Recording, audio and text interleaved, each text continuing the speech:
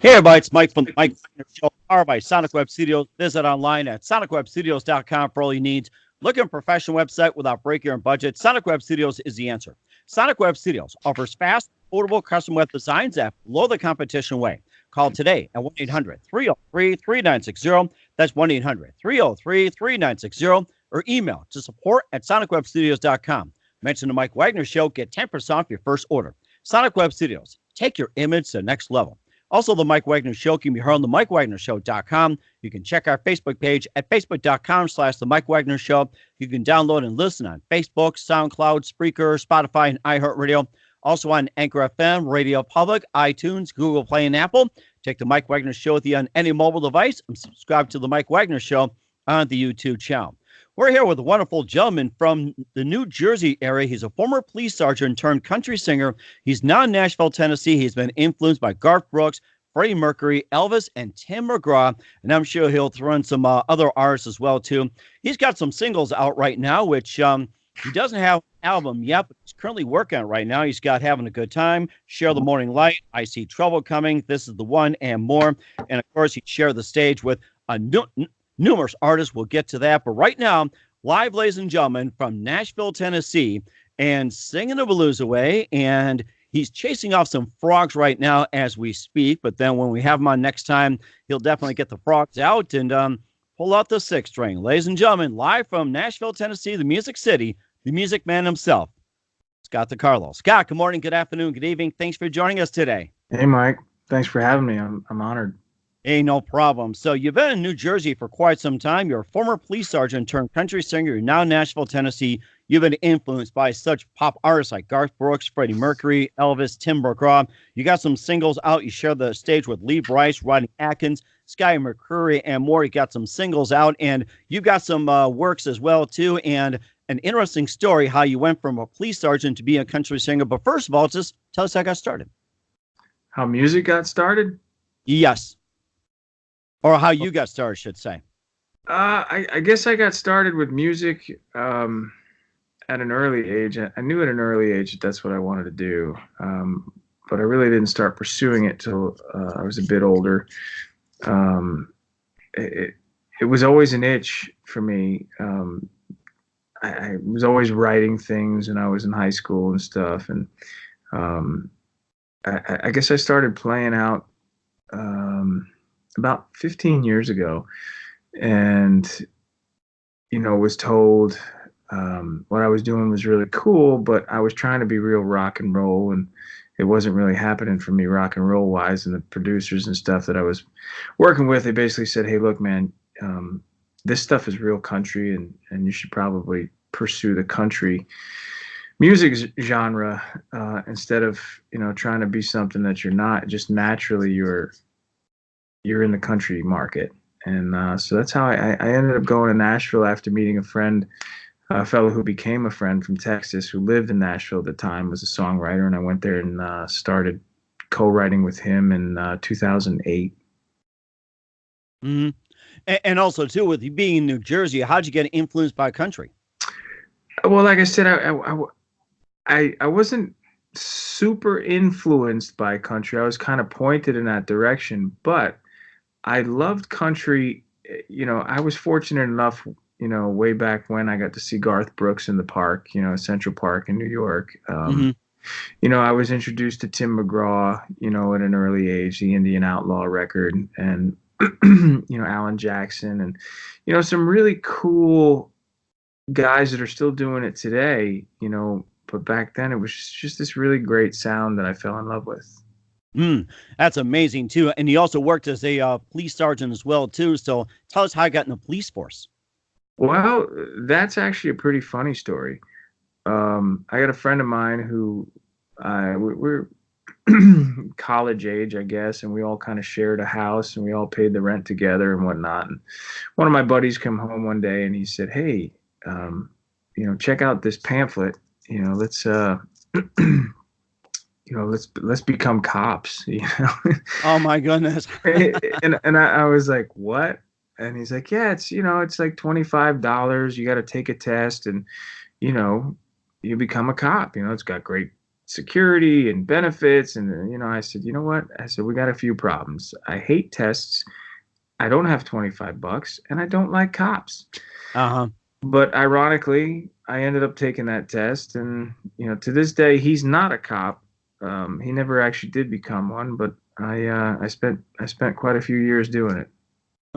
That's amazing too. And of course, you also worked your way to being a police sergeant as well too. And what are some of the interesting stories that you had when it comes to like say being involved in arrests, being involved in crimes, or some interesting police stories, and maybe just just a few tragedies. And I was going to ask you another question, get to a minute, but what are some of the interesting stories you had that highlight your police career? That highlight my police career. I guess the most interesting stuff when it comes to highlighting, delivering babies is pretty interesting. Those would be highlights because those are things, they prepare you for while you're in the police academy, but they never actually prepare you for, if that makes sense. Mm-hmm. So that's probably a highlight. Helping others, you get to do that every day, and I don't have any crazy stories for you, but seeing as it looks like you're a Green Bay fan at your things there.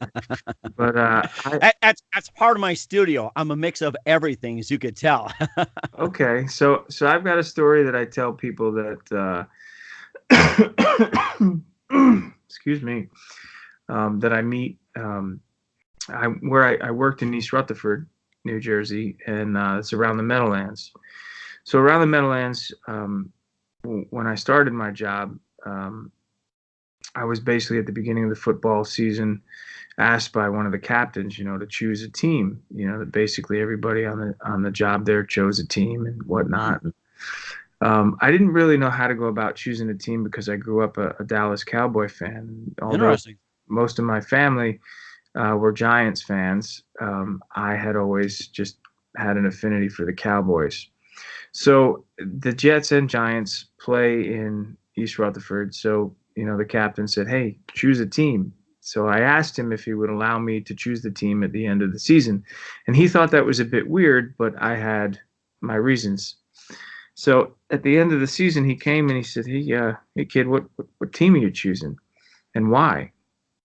And I said, okay, I choose the Jets. And he said, well, why is that?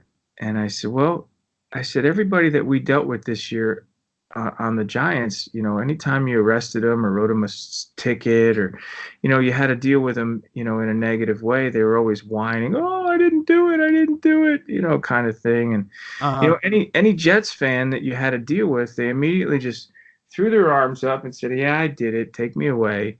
It was just a completely different attitude. They were completely different. Do you think it's because Jets fans take me away? They said they're tired of the Jets losing. Could that be it? That's possible. I didn't think of it that way. I thought of it more as these guys whine, these guys don't. I'm gonna have to keep that in mind when I deal with Giants and Jets fans. It's like, no, I want to stay. I want to see Eli or Daniel. And Jets fans like, no, we're getting blowout. Get me out of here. I want to do something else. Sam Darnold, no Sam Darnold. Right. And I was going to ask you too, since we're on the subject of football, and how do you think the Giants and Jets are going to do this season? To be honest with you, I don't think the Jets are going to do much this year. Hopefully they'll do more next year. But that seems to be their motto. And, maybe the Giants will surprise everybody. I don't think I think the Dallas Cowboys, even though they're my team, I think they're a bit overrated right now. I think the Giants, if they come together, they could probably, turn things around and take that division. Mm-hmm. And what do you think of Daniel Jones as a quarterback? I haven't really been able to watch him. Except for a few downs last week, he looks really good. I think in some time he could be great. Mm-hmm. It sounds amazing too. I've watched Daniel Jones for a little bit. Seems better than Eli Manning, and of course, you can imagine Giant fans. You can sing "You're cheating hard, and I'm gonna rest you." Good way of getting the country music. So Yeah. we'll get to a couple of things in just a minute. You listen to the Mike Wagner Show at the MikeWagnerShow.com, powered by Sonic Web Studios. Visit online at SonicWebStudios.com for all your needs. Looking for a professional website without breaking your budget? Sonic Web Studios is the answer. Sonic Web Studios offers fast, affordable custom web designs at below the competition way. Call today at 1-800-303-3960. That's 1-800-303-3960. Or email to support@sonicwebstudios.com. Mention the Mike Wagner Show. Get 10% off your first order. Sonic Web Studios. Take your image to the next level. Also, the Mike Wagner Show can be heard on the MikeWagnerShow.com. You can check our Facebook page at Facebook.com/The Mike Wagner Show. You can download and listen on Facebook, SoundCloud, Spreaker, Spotify, and iHeartRadio. Also on Anchor FM, Radio Public, and also on iTunes, Google Play, and Apple. Take the Mike Wagner Show with you on any mobile device and subscribe to the Mike Wagner Show on the YouTube channel. We're here with New Jersey native Scott DeCarlo, who's now in Nashville, Tennessee. Former police sergeant turned country singer, influenced by Garth Brooks, Freddie Mercury, Elvis, and Tim McGraw as well, too. Before we get to some of your singles, and you talked about a little bit about the police officer and being in New Jersey, and how involved were you in 9/11? I wasn't directly involved, obviously, but I definitely got called in that day to assist with some traffic things that had been that needed some attention, So the whole department was on a recall that day. But we're about 7-8 miles away from Manhattan. Mm-hmm. And also, what were some of the thoughts as well too? When you look back on 9/11. Some of my thoughts. Yes, correct. Being indirectly involved and having seen it happen 7-8 miles away. Oh, it was a terrible day. It was tragic on so many levels. I don't think there's any other word but just sorrow and tragedy. Mm-hmm. And of course too that you also write some of your music, being influenced being in New Jersey and some of your life experiences. You also have a couple of songs called "Having a Good Time" and "Share the Morning Light," and you can just tell us about some of that. Well, "Having a Good Time" was my first single, and it really it was a wonderful thing to release, a first single. I never thought that dream would come true, but it was a great feeling. Here we are a few years later, and "Share the Morning Light" came about. A good friend of mine, Michael Schneider, who lives in Indianapolis area, called me up and said, "Hey man, I got this song idea and I want you to, come on and, give me a hand writing it." And so I went out there and we penned it out, and it was a song that we were going to pitch, but it really, when I threw the demo vocal on it, it really just felt like a great song, and we decided that I was going to release it. So it's been taking up some good traction. That was amazing too. And how many hits has it gotten so far on YouTube and social media? To be honest, I haven't looked. The video is not out yet. The video is going to be coming out in a few weeks for the song. I know it's getting a lot of streams on Spotify, and the way iTunes and Amazon, the way they all work in collection data is a 2-month backlog process. So I'm coming on that 2-month process at the end of this month.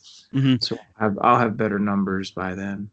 That was amazing too. We're looking forward to it. You also have some songs called "This Is the One," "Bonfire," and "Lipstick on My Window." I'm amused on that one. You can just tell us all about those. "Lipstick on My Window" is a song about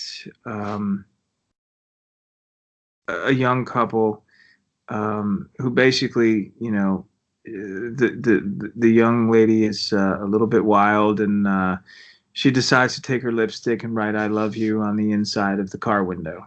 Mm-hmm. So you'll have to listen to it and all, but it's a fun song. Mm-hmm. And you also share the stage with Lee Brice, Chase Rice, Chris Young, and just tell us all about that. And who else have you shared the stage with, and what's it like?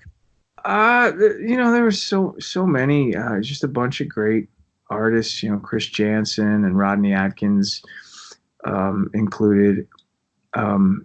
It's always great to see the headline artist, after you perform, like you're warming the stage for them. You're warming the crowd, and it's electrifying. And then when you get to see them perform, you see what you can aspire towards. It's a great feeling. I can't really describe any more than it's euphoric. Mm-hmm.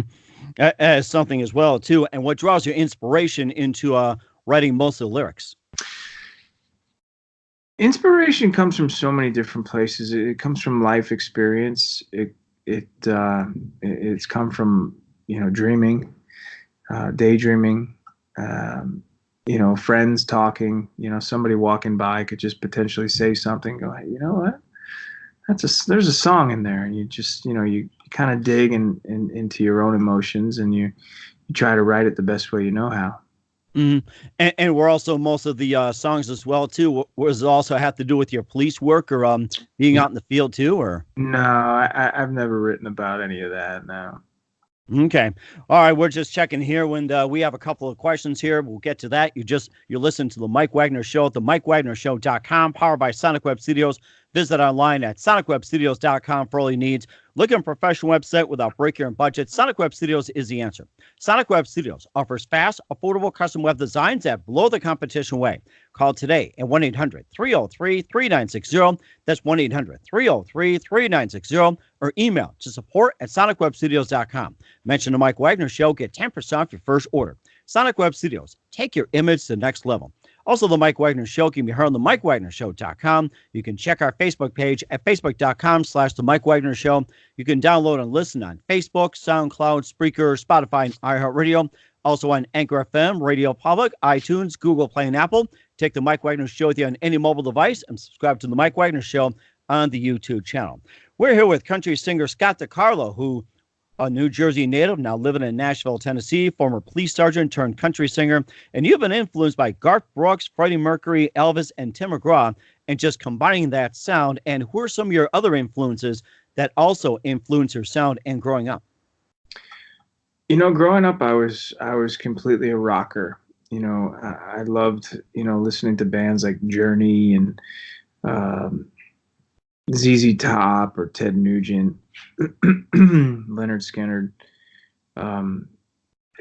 just a complete array of music, a very eclectic taste in music. Growing up, I don't think music today is what it was remotely years ago. Listening to vinyl and it's changed tremendously in a good way. In some ways a good way. In some ways, you're like, man, that old sound is just so cool. But growing up, I really loved to rock. Bands like Boston and Van Halen, stuff like that. Mm-hmm. And of course, don't forget the Boss as well too, and Bon Jovi, both living in New Jersey. Yeah, I was not a big Boss fan. I do admire his writing, but I'm not really a fan of his music so much. Bon Jovi stuff I love, quite a bit, very anthemic type of stuff, which was really what I started thinking I wanted to write, the anthemic stuff. And I guess it's, not really what I'm doing, but I loved his stuff. That is amazing too. And people are wondering, when are you going out on tour to promote your music? Well, I'm working right now with a couple of promotion companies and talking with some booking agents about the spring of 2020. So soon. Okay. Well, keep you up to date on this one here. We'd love to have you on before you hit the road too. And also, what do you consider your favorite projects and most challenging? My favorite project is always the one that I'm working on at that current moment. If there's a song that I'm in the process of writing, that's my favorite project. Okay. And what was the other question? And what's the most challenging for you? The most challenging is not to be repetitive. Like a lot of times a lyric will sneak up a couple times on you, in a song here and a song there. And not chasing not chasing other artists' sounds is challenging too. When you as a songwriter, if you're trying to, have your songs plugged to major artists, you want to be different, so it's a challenge to stay within yourself and be yourself, but also to be yourself and be different. It sounds amazing too. You have a unique sound, and looking forward to have what you got when we have you on next time with a guitar and everything else. And who do you consider biggest influence in your career? Biggest influence in my career, I would have to say my career is my life, and my biggest influence in life would be my mother. She raised three boys on her own, basically, and she basically she didn't know the word no, unless she was telling us not to do something. Mm-hmm. She just made everything happen. It's just, there was always food on the table, there was always a roof over the head, and she would. It's very that would be the biggest influence on my career in life. That's amazing too. And what's the best advice you can give to anyone at this point? To anyone else? Correct. Remain steadfast in your goal. Remain true to your own self and your own desires as an artist going forward. There's going to be a lot of people that will come into your life and say, hey, you should do this, or hey, you should do that. And it's really what you want to do for yourself. And you should really know what it is that you want out of the business, because being an artist is a business. It's not as emotional as people would like to make it. Mm-hmm. And of course, we like to hear some more of your work as well too next time we meet. And in the meantime, tell us about your upcoming projects. What's your website, and how do people contact you? Where can people listen to your music, Scott? Well, ScottDeCarlo.com is the best source of information from me right now. There's Facebook is Scott DeCarlo Music. Instagram is Scott DeCarlo Music. Twitter is at Scott DeCarlo. YouTube is Scott DeCarlo. And as I said, the website is probably the best place to get information. There's videos up there. There's song information, touring information, which, like I said, will be kicking off in the spring. That's the best way to find me right now. And we're looking forward to your tour as well, too. Scott, love to have you back on next time. You can sing some of your music. I'd like to thank you very much for your time. Looking forward to having you on again soon. And please do us a favor, keep this up to date. Thank you so much for having me, Mike. It's been a pleasure.